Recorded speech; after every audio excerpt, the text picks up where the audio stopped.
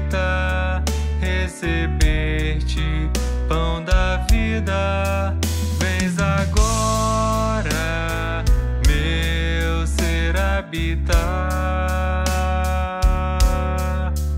Tão imenso é seu amor, não lhe pude resistir.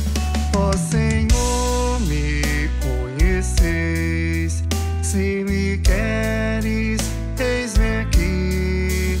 Eu seguindo pela vida, qual humilde servidor.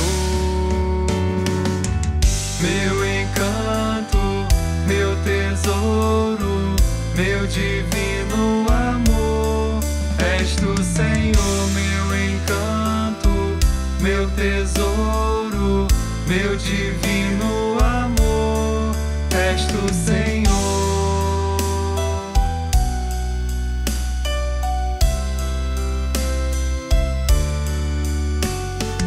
És Jesus, fonte das vocações, nesta santa comunhão, tal certeza tenho sim.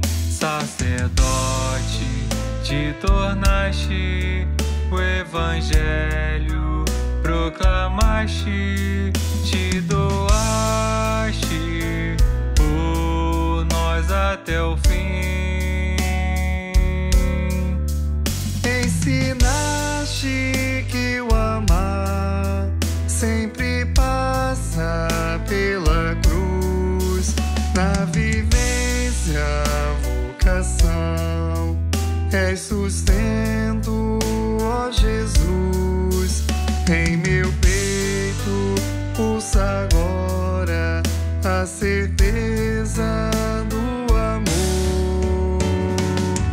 Meu encanto, meu tesouro, meu divino amor, és tu, Senhor. Meu encanto, meu tesouro, meu divino amor, és tu, Senhor.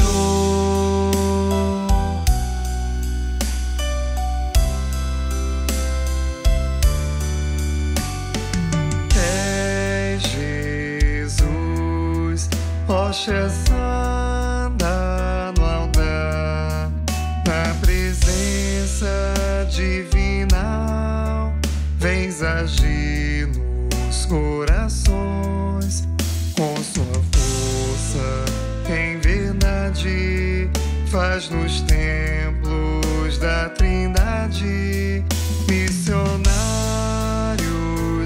por entre as nações.